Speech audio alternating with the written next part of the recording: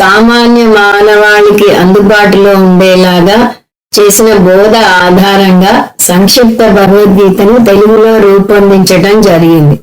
ఇప్పుడు ఇంకా సంక్షిప్తంగా అంటే ర్యాపిడ్ ఫైల్ రూపంలో మీ అందరికీ భగవద్గీత ఫింగర్ టిప్స్ మీద ఉండేలాగా రూపొందించబడినది ఈ కార్యక్రమం.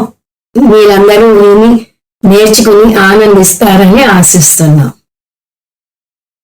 మోహం మనసుపై ఎలాంటి ప్రభావం చూపుతుంది?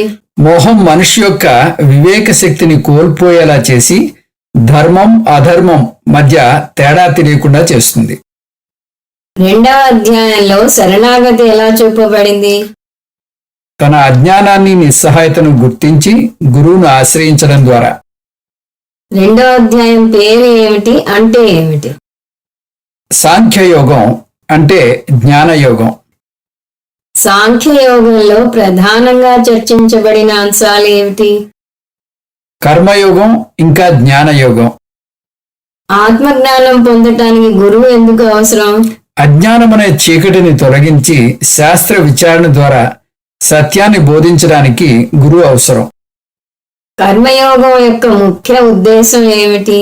చిత్తశుద్ధి పొందడం అంటే మనస్సును శుద్ధి చేసుకోవడం. నిష్కామ కర్మ అంటే ఏమిటి?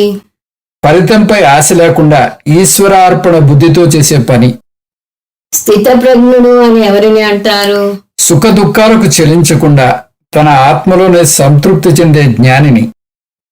మోక్షం అంటే ఏమిటి? సంసార బంధాల నుంచి విముక్తి పొంది తన స్వస్వరూపాన్ని తెలుసుకోవడం.